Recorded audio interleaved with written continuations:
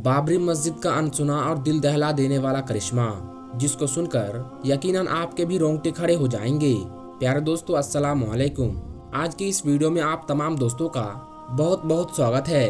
दोस्तों, इस समय राम मंदिर अयोध्या और बाबरी मस्जिद का मुद्दा बड़ी तेजी के साथ वायरल हो रहा है।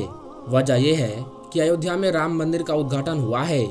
खुद सीएम योगी आदित्यनाथ उद्घाटन के समय मौजूद थे।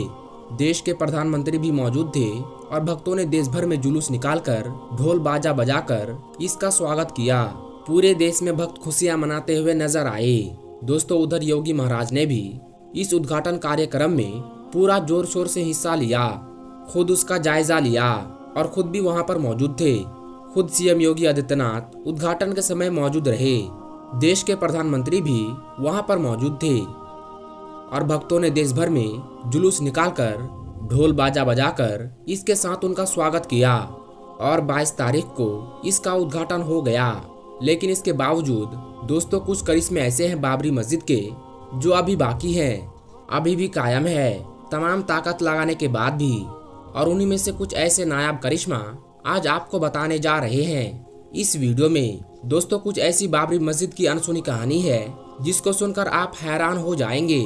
उससे पहले अगर आप भी बाबरी मस्जिद से मोहब्बत करते हैं तो दिल से इस वीडियो को जरूर लाइक कर दे और चैनल को भी सब्सक्राइब कर ले और साथ में लगे बेल आइकन को दबाना मत भूलिएगा, ताकि आने वाला हर वीडियो की नोटिफिकेशन सबसे पहले आप तक पहुंच सके। दोस्तों, बाबरी मस्जिद अल्लाह तबारक व ताला का वो घर है जिसको 6 दिसंबर 1992 में शहीद कर दिया गया था। दोस्तों, एक अल्लाह के घर को शहीद कर दिया गया था, तोड़ दिया गया था। लेकिन दोस्तों, फानुस बनकर जिसकी हिफाजत हवा करे, फानुस बनकर जिसकी हिफाजत हवा करे, वो समा क्या बुझे जिसे रोशन खुदा करे। अल्लाह तबारक व ताला ने कैसे अपने घर को महफूज रखा है, दोस्तों आज की इस वीडियो में आपके सामने रखने जा रहे हैं। बहरहाल, अदालत के फैसले के बाद बाबरी मस्जिद का फैसला हुआ और आखिरकार उस जगह पर राम मंदिर बना जहां बाबरी मस्जिद थी। दोस्तों, जैसे ही चुनाव नजदीक आता है तो बाबरी मस्जिद का मामला सुर्खियों में आया करता है और कुछ लोग बोलते हैं कि यहाँ मंदिर था और कुछ लोग बोलते हैं कि यहाँ मस्जिद थी। लेकिन आज हम आपको बाबरी मस्जिद का सच बताने वाले हैं। इस वीडियो को आप आखिर तक जरूर देखें, आप खुद ही समझ जाएंगे कि बाबरी मस्जिद की सच्चाई आखिर क्या है। तो चलिए दोस्तों, आज की इस वीडियो को शुरू करते हैं। नंबर 1, बाबरी मस्जिद की तामीर 1528 में बाबर के फौज जनरल मीर बकी ने की थी और नमाज का सिलसिला शुरू किया था। बाबरनामा में मंदिर तोड़ने का कहीं भी जिक्र नहीं है और इसके अलावा यहाँ पर मंदिर होने की कोई तारीख भी मौजूद नहीं है। नंबर 2, इसके अलावा 1575 में तुलसीदास जी ने रामचरितमानस लिखी, मगर किसी भी मंदिर को तोड़कर मस्जिद बनाने का जिक्र इसमें भी नहीं किया गया है। नंबर 3, दोस्तों बाबर की बुराई करने वाले और उस दौर के गुरु नानक जी ने मंदिर तोड़ने का कहीं भी जिक्र नहीं किया है, जबकि गुरु नानक जी अयोध्या में जहां बाबरी मस्जिद थी वहां पर कुछ समय बिताया भी था। नंबर 4, 1857 में बाबरी मस्जिद के बगल में एक दीवार उठाकर खाली प्लॉट में से एक हिस्सा हिंदुओं को दे दिया गया। नंबर 5, सन 1883 में मई महीने में हिंदुओं ने उस हिस्से में मंदिर बनाना चाहा, मगर सरकार ने मंदिर बनाने का परमिशन नहीं दी। नंबर 6, दोस्तों 1885 में 24 दिसंबर को कोर्ट में हिंदुओं की मंदिर बनाने की अर्जी रद्द कर दी गई थी। हिंदुओं ने खुद इसको बाबरी मस्जिद भी लिखा था और अब तक हिंदुओं का बाबरी मस्जिद पर कोई भी दावा नहीं था। नंबर 7, सन 1886 में 24 मार्च को कोर्ट ने हिंदुओं की अपील भी खारिज कर दी। नंबर 8, सन 1887 में पहली बार फैजाबाद कोर्ट ने बिना किसी गवाह के ये नोट जारी किया कि सन 1528 में बाबर ने एक हफ्ता अयोध्या में बिताया और मंदिर को ढाया और वहां बाबरी मस्जिद का निर्माण करवाया, जबकि इतिहास और सबूतों के अनुसार बाबर कभी अयोध्या गया ही नहीं था। उसका अयोध्या से नजदीकी मकाम 110 किलोमीटर की दूरी पर था, जहां बाबर सिर्फ उस रास्ते से गुजरा था। नंबर 9, सन 1934 में हिंदू और मुसलमान दंगों के दौरान बाबरी मस्जिद को नुकसान पहुंचाया गया। नंबर 10, दोस्तों सन 1949 में 22 दिसंबर की रात में मस्जिद के अंदर मूर्तियां रख दी गई और 30 दिसंबर को कोर्ट ने ताला लगवा दिया और मुसलमानों को इबादत करने पर मना किया गया और हिंदुओं को पूजा करने की इजाजत दे दी गई। नंबर 11, 1950 में 16 जनवरी को मुसलमानों ने मस्जिद की बहाली के लिए कोर्ट से बात की, मगर कोर्ट ने मूर्ति ना हटाकर पूजा पाठ को बरकरार रखा। नंबर 12, 1951 में 1 जुलाई को कोर्ट से कमिश्नर का बयान आया कि ये बाबरी मस्जिद है और मुसलमान 1925 से 1949 तक यहाँ नमाज पढ़ते थे। नंबर 13, दोस्तों 1986 में 27 जनवरी को फैजाबाद कोर्ट में हिंदुओं ने बाबरी मस्जिद के कब्जे के लिए कोर्ट को अर्जी दी। 28 जनवरी को कोर्ट का हुक्म हुआ कि तमाम केस हाई कोर्ट ट्रांसफर हो गए हैं, इसलिए आपकी अर्जी रद्द कर दी गई। नंबर 14, 1986 में 30 और 31 जनवरी को ऑर्डर के खिलाफ डिस्ट्रिक्ट जज के यहाँ अपील की गई। मुसलमानों ने भी अर्जियां लगाई, मगर सब अर्जियां रद्द कर दी गई। नंबर 15, उसके बाद दोस्तों 1 फरवरी को हाई कोर्ट की परवाह ना करते हुए डिस्ट्रिक्ट जज ने 4:45 पर ताला खोलने का हुक्म दे दिया। 5:12 पर ताला खोला गया और पूजा पाठ शुरू कर दिया गया। 2 बजे से ही फैजाबाद में मुस्लिम इलाकों को घेर लिया गया था और रात में टीवी पर पूजा का टेलीकास्ट किया गया, जिससे पूरे भारत में दंगे भड़क उठे। नंबर 16, सन 1979 में बाबरी मस्जिद से मिली हुई जगह को जो का ताव रखने का हुक्म दिया गया, मगर उसी जगह पर शिलान्यास की रस्म की गई। नंबर 17, 1990 के सितंबर में आडवाणी के जरिए हिंदुओं को भड़काने पर सोमनाथ से अयोध्या रथ यात्रा का प्रोग्राम किया गया। 23 अक्टूबर को बिहार के लालू प्रसाद के सरकार ने आडवाणी को अरेस्ट कर लिया। नंबर 18, 1991 के दिसंबर में सरकार ने मस्जिद के साथ 22 एकड़ जमीन अपने कब्जे में ले ली। नंबर 19, 1991 के नवंबर में सुप्रीम कोर्ट ने यूपी सरकार को ऑर्डर दिया कि मस्जिद को जाव का ताव रहने की इजाजत है। नंबर 20, 1992 में मई से जुलाई तक कल्याण सिंह जी की अगुवाई वाली हुकूमत यूपी गवर्नमेंट मंदिर बनाने के लिए विवादित जगह पर काम जारी रखती है। 22 जुलाई को सुप्रीम कोर्ट के सख्त हुक्म के जवाब में गवर्नमेंट अपनी व्यवस्था यानी अपनी लाचारी जाहिर करती है, मगर काम अभी भी जारी रहती है। नवंबर में यूपी गवर्नमेंट और सांप्रदायिक संगठन सुप्रीम कोर्ट को यकीन दिलाते हैं कि मंदिर का काम नहीं होगा, बाबरी मस्जिद महफूज रहेगी और उसकी हिफाजत की जाएगी। नंबर 21, उसके बाद दोस्तों 6 दिसंबर को यूपी गवर्नमेंट की सरपरस्ती, सेंट्रल गवर्नमेंट की मौन स्वीकृति और सांप्रदायिक पार्टियों के सारे काम पहले से प्री प्लान के तहत थी और कुछ लोग आकर बाबरी मस्जिद को शहीद कर देते हैं। नंबर 22, दोस्तों एक रिपोर्ट के मुताबिक अयोध्या सिटी के 23 मंदिरों के पुजारियों का दावा है कि भगवान राम का जन्म उसी मंदिर में हुआ है, यानी कि अयोध्या सिटी के जो 23 मंदिर है उनके सारे 23 पुजारी कहते हैं कि 23 जो मंदिर है उन 23 के 23 मंदिर में भगवान राम का जन्म हुआ है। मतलब हर मंदिर का पुजारी यही बोलता है कि भगवान राम का जन्म उनके मंदिर में ही हुआ है। जो ये कहते हैं कि बाबरी मस्जिद मंदिर तोड़कर बनाई गई है, तो उनसे झूठा इस दुनिया में कोई भी नहीं है। दोस्तों बाबरी मस्जिद की यही सच्चाई है। प्यारे दोस्तों, अगर आप हिंदू हो या मुसलमान, अगर आप सच के साथ में हो तो आप इस वीडियो को जितना हो सके उतना शेयर कर दे। दोस्तों हमारा मकसद किसी भी धर्म या जाति का दिल दुखाना नहीं है। हमारा मकसद सिर्फ यही है कि सच को हम आपके सामने लाए, आप लोगों को बताया जाए कि आखिर सच्चाई क्या है। तो प्यारे दोस्तों, अगर इस वीडियो में आपको कोई भी बात बुरी लगी हो तो हम तहे दिल से माफी मांगते हैं।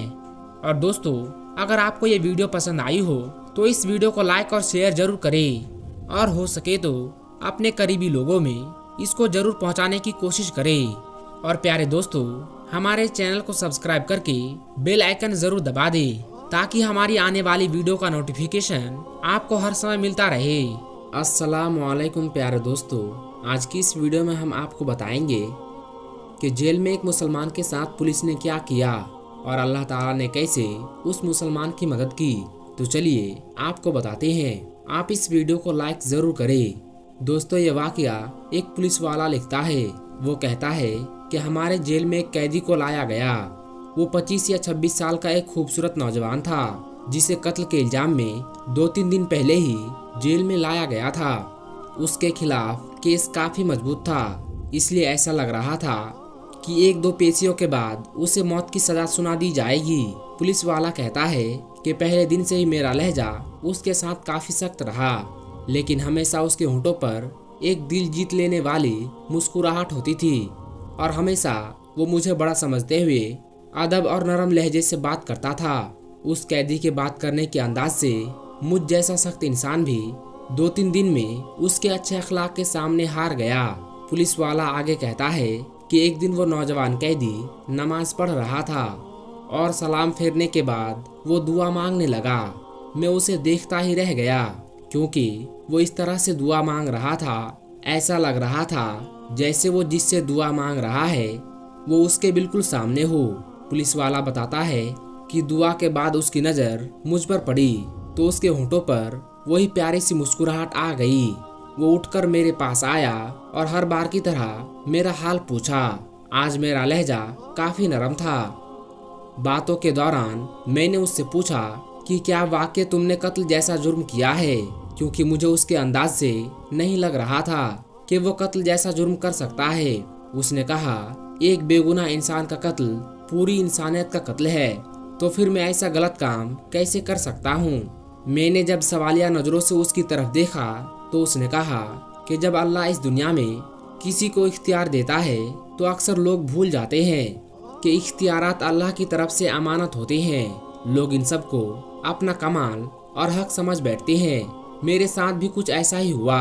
उस नौजवान कैदी ने बताया कि हमारे इलाके में एक आदमी ने कत्ल कर दिया और इत्तेफाक से मैं भी वहीं पर मौजूद था, तो उसने इल्जाम मेरे ऊपर लगा दिया और झूठे गवाह भी तैयार कर लिए और इस तरह मैं जेल में आ गया। पुलिस वाला बताता है, ये सुनकर मुझे दुख सा हुआ। मैंने उससे पूछा, तुम्हारे घर वालों ने कुछ नहीं किया क्या? तो उसने कहा, घर वालों ने अपनी कोशिश तो बहुत की, लेकिन वही बात है कि जमाने में लोग भी डर के मारे उसी का साथ देते हैं जो ताकतवर होता है। इतना कहकर वो नौजवान फिर से मुस्कुराने लगा। मुझे उसके सुकून को देखकर हैरत हुई। मैंने उससे कहा, क्या तुम्हें डर नहीं लगता? हो सकता है कुछ दिनों में तुम्हें सजाए मौत सुना दी जाए। तो उसने कहा, इंशाअल्लाह मुझे कुछ नहीं होगा। मैंने अल्लाह के सामने अपनी अर्जी रख दी है, जिसके सामने बड़े से बड़े बादशाह की भी कोई हैसियत नहीं। उसने कहा, मैं अपने अल्लाह की बात कर रहा हूँ, उसे मेरी बेगुनाही का इल्म है और वो मुझे कुछ नहीं होने देगा। उस नौजवान के हर लफ्ज़ से मोहब्बत टपक रही थी। मैंने उससे कहा कि क्या तुम्हें यकीन है कि दुआ से काम हो जाएगा?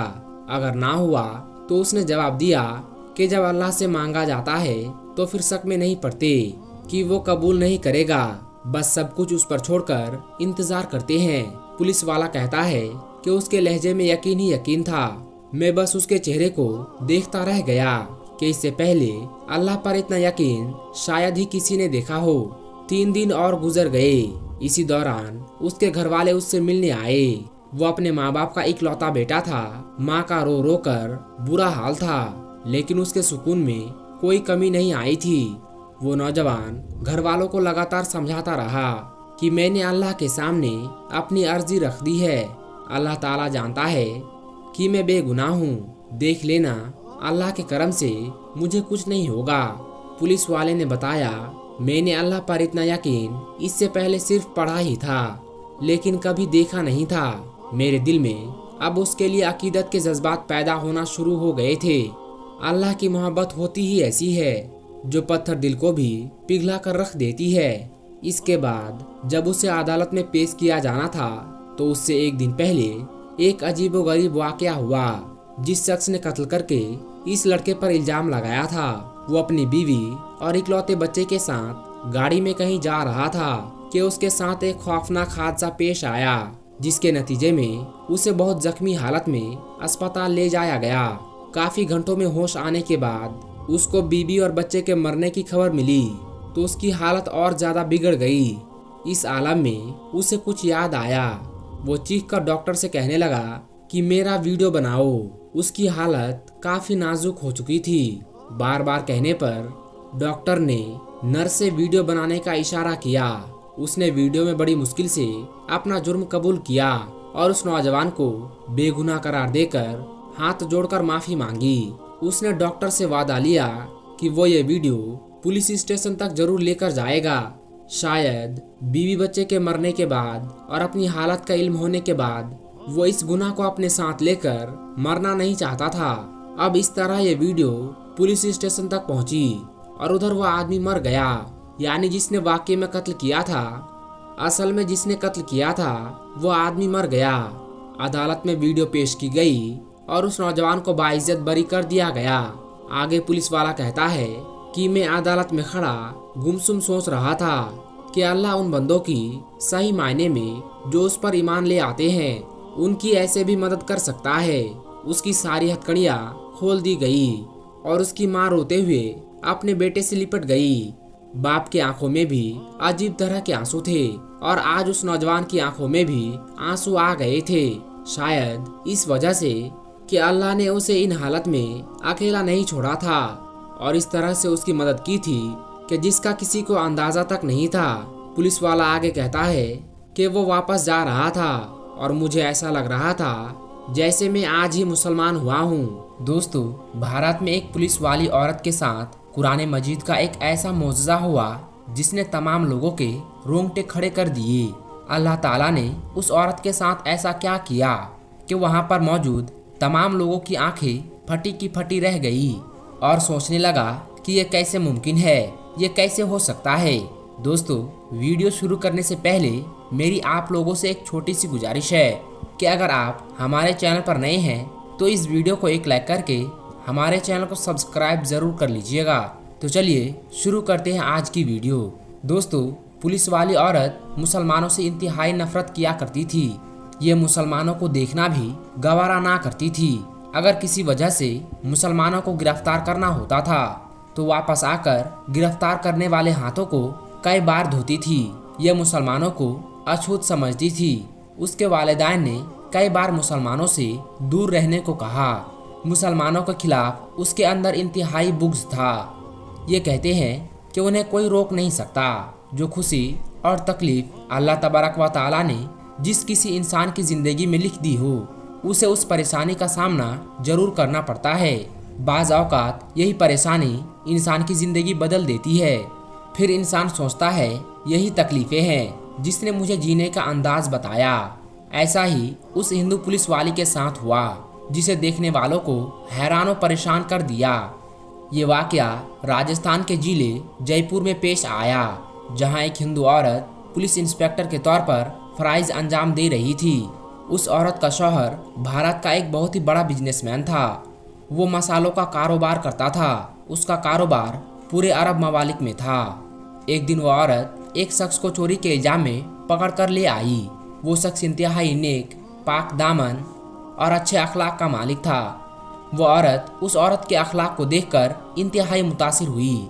उस शख्स ने उस औरत को कुरान पाक का एक टुकड़ा दिया और औरत को कहने लगा कि अगर तुम्हें किसी भी बीमारी का सामना करना पड़े तो इन अल्फाज को पढ़ना और पानी में दम करके पिला देना। ये पुलिस वाली औरत उसकी बातें सुनकर दिल ही दिल में उसे बुरा भला कहने लगी। औरत ने ना चाहते हुए भी उस टुकड़े को अलमारी में रख लिया। बाबा जी पुलिस स्टेशन चले गए। पुलिस वाली के दिल में ख्याल आया कि मैं उसको याद करके आजमाती हूँ और देखती हूँ कि उस शख्स की बातों में किस हद तक सच्चाई है। लिहाजा पुलिस वाली ने इंटरनेट और सोशल मीडिया की मदद से उसे चंद दिनों में सीख लिया।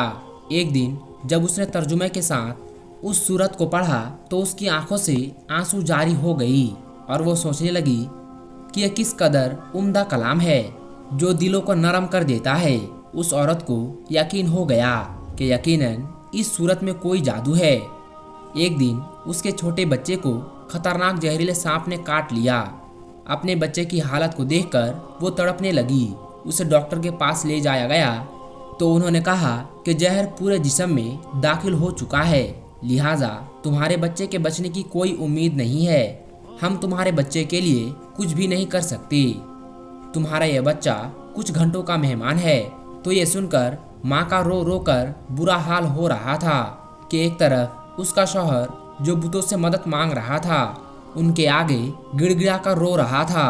जब वो औरत इंतहाई परेशान थी तो उसे याद आया कि उस शख्स ने कहा था कि इस सूरत को जिस मर्ज के लिए पढ़ा जाए या पानी पर दम करके पिलाया जाए तो वो चंद सेकंड में ही ठीक हो जाएगा। उसने बताया था कि इस सूरत में हर बीमारी की शिफा है। दोस्तों, अल्लाह तबारक व ताला ने उस औरत को ईमान की तरफ लाना चाहता था। अल्लाह तबारक व ताला ने उसके दिल में इस्लाम के लिए मोहब्बत पैदा करनी थी। जब उस औरत ने उस सूरत को पढ़कर सांप के काटे हुए जगह पर दम किया तो दम करते ही उसका लड़का बैठ गया। वो ऐसे खड़ा हो गया जैसे किसी सांप ने काटा ही ना हो। अब उस औरत का शौहर ये मामला देखकर उसके पास दौड़ता हुआ आया और कहने लगा, डॉक्टर साहब, हमारे बच्चे को ठीक ना कर सके तो तुमने ऐसा कौन सा अमल किया जो ये बच्चा ठीक हो गया? तो उसने कहा कि कुछ भी नहीं, बस एक सूरत है जो हर बीमारी को ठीक कर देती है। वो सूरत मुझे याद थी। मैंने उसको पढ़कर बच्चे पर दम किया और उसको पिलाया तो देखो, हमारा बच्चा हमारी आंखों के सामने ठीक हो गया। अब उसका शौहर खुशी होने के बजाय उससे नाराज हो गया। गुस्से की हालत में बुरा भला कहने लगा। उस आदमी को इस्लाम से सख्त नफरत थी।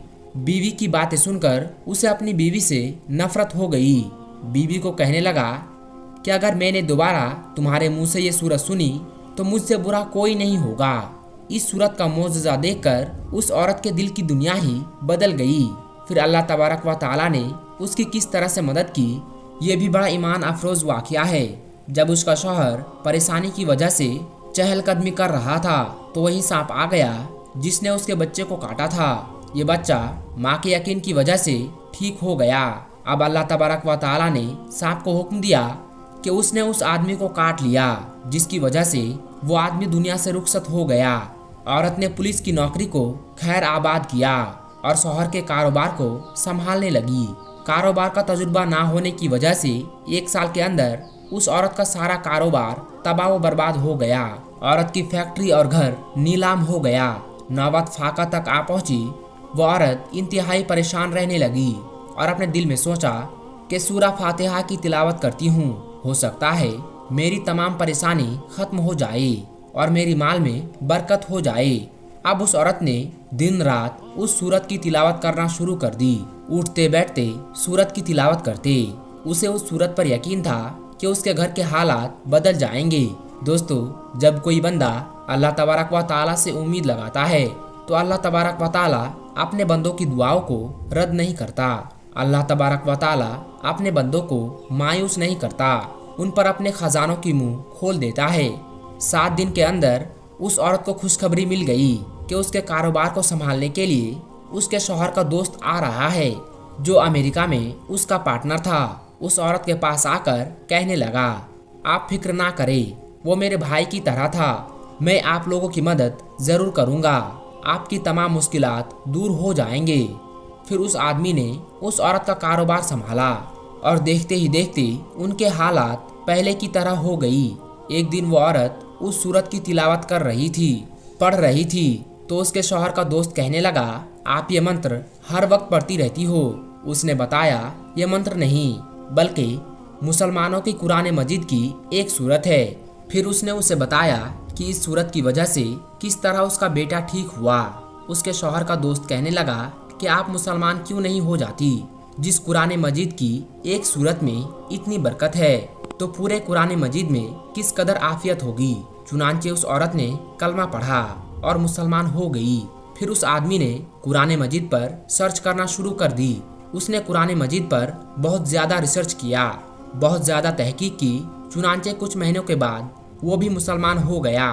फिर उन दोनों ने शादी कर ली और हंसी खुशी जिंदगी बसर करने लगा।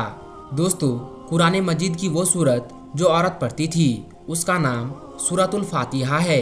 ये सूरा फातिहा की बड़ी फजीलत है जिसकी वजह से उसकी ज़िंदगी बदल गई। दोस्तों, सूरा फातिहा की बेशुमार फजीलत है। हज़रत मोहम्मद सल्लल्लाहु अलैहि वसल्लम ने फरमाया कि अल्लाह तबारक व ताला फरमाता है कि सूरा फातिहा मेरे और मेरे बंदों के दरमियान 2 हिस्सों में तकसीम की गई है, एक हिस्सा मेरे लिए और एक हिस्सा मेरे बंदों के लिए। सूरा फातिहा का नमाज पढ़ना शर्त है, इसके बगैर नमाज नहीं होगी। इस सूरत का नाम सूरा शिफा भी है, लिहाजा अगर बिच्छू या सांप वगैरह ने काट लिया हो तो सूरे फातिहा को पूरे यकीन और खुलूस दिल के साथ पढ़कर उस जगह पर दम कर दिया जाए तो अल्लाह तबारक व ताला फौरन शिफा दे देता है। और इस बात का जिक्र हदीस में भी मिलता है दोस्तों ये वाकया है इलाहाबाद की रहने वाली एक लड़की रूबीना का। रूबीना लखनऊ में रहकर अपनी पढ़ाई पूरी कर रही थी। रूबीना उस दिन अपने घर इलाहाबाद जाने वाली थी, मगर उसी दिन उसके किसी फ्रेंड के घर पर कोई पार्टी थी। इसलिए उसने सोचा कि पहले मैं अपने फ्रेंड के घर जाकर पार्टी अटेंड कर लेती हूँ, उसके बाद शाम को अपने घर चली जाऊंगी। बस यही सोचकर उसने अपना रिजर्वेशन भी करवा लिया था। उसके बाद रूबीना ने पार्टी अटेंड की और फिर शाम को सीधी वो अपने फ्रेंड के घर से निकली और रेलवे स्टेशन पहुंच गई और जाकर ट्रेन में अपनी सीट पर बैठ गई। रूबीना का रिजर्वेशन जिस बोगी में था उसमें लगभग सभी लड़के ही थे, जिनके हंसी मजाक रूबीना को खूब डरा रही थी। टॉयलेट जाने के बहाने से रूबीना पूरी बोगी में घूम आई थी। मुश्किल से पूरी बोगी में 2 या 3 औरतें ही रही होंगी। ये देखकर रूबीना अनजानी बहस से कांप सी गई, क्योंकि पहली बार वो रात के वक्त ट्रेन में अकेली सफर कर रही थी। इसलिए वो पहले से बहुत घबराई हुई थी और अब उसकी बोगी में सारे लड़के ही भरे पड़े थे। ये देखकर वो और भी ज्यादा डर गई थी। इसलिए फिर वो खुद को सहज करने के लिए अपनी सीट पर बैठी और एक मैगजीन निकालकर पढ़ने लगी। उस बोगी में लड़कों का एक झुंड था जो किसी कैंप में जा रहा था। उनकी हंसी मजाक और उनके चुटकुले रूबीना को और भी ज्यादा डरा रहे थे। रूबीना के डर और भी बीच रात धीरे धीरे गुजरने लगी, मगर रूबीना अभी भी कांप रही थी। ये देखकर अचानक सामने की सीट पर बैठे लड़के ने कहा, हेलो, मेरा नाम रियाज है और आप तो डर के मारे पीली पड़ चुकी हो। रूबीना ने धीरे से कहा, हाँ, और वो कहने लगा, जी कोई बात नहीं, अगर आप अपना नाम बताना नहीं चाहती हो तो मत बताइए, मगर वैसे आप जा कहाँ रही हो? रूबीना ने धीरे से कहा कि इलाहाबाद जा रही हूँ। इतना सुनते ही लड़के ने कहा, क्या इलाहाबाद? अरे वो तो मेरे नानी का घर है, इस रिश्ते से तो आप मेरी बहन लगी। फिर खुश होते हुए रियाज ने इलाहाबाद की अनगिनत बातें बताना शुरू कर दिया कि उसके नाना जी काफी नामी इंसान है, उसके दोनों मामा सेना में बहुत ऊंचे पद पर है। इस तरह से वो नई पुरानी बातें करने लगा। रूबीना भी धीरे धीरे नॉर्मल होकर रियाज की बातों में रुचि लेने लगी। रूबीना रात भर रियाज जैसे भाई के साए में सोती रही। सुबह रूबीना ने कहा, लीजिए, आप मेरा पता रख लीजिए, अगर कभी नानी के घर आना हो तो आप हमारे घर जरूर आइएगा। तो ये सुनकर लड़के ने कहा, कौन सा नानी का घर? वो तो मैंने आपको डरते हुए देखा तो मैं झूठ मूठ के रिश्ते करने लगा। मैं तो पहले कभी इलाहाबाद गया ही नहीं हूँ। ये सुनकर रूबीना चौंक उठी। तो लड़के ने कहा, बहन, ऐसा नहीं है कि सभी लड़के बुरे होते हैं कि किसी अकेली लड़की को देखा नहीं कि उसके ऊपर गिद्ध की तरह टूट पड़े। हम में ही और भी भाई होते हैं। इतना कहकर प्यार से रूबीना के सिर पर हाथ रखकर मुस्कुराने लगा। रूबीना रियाज को देखती रही जैसे कि उसका कोई अपना सगा भाई विदा ले रहा हो। रूबीना की आंखों में आंसू आ गई। तभी रियाज ने रूबीना से कहा, हाँ बहन, मेरा नाम रियाज नहीं है बल्कि मेरा नाम राजेश है। ये सुनकर रूबीना हैरान रह गई। तो दोस्तों, आज की इस वीडियो में बस इतना ही। ये वीडियो और ये वाकया आपको कैसी लगी कमेंट बॉक्स में ज़रूर बताइएगा और इस वीडियो को जितना हो सके उतना शेयर कर दे। इस वीडियो को लाइक करें, चैनल को सब्सक्राइब करें। हम मिलेंगे आपको अगली वीडियो में। तब तक के लिए अस्सलाम वालेकुम, अल्लाह हाफिज़।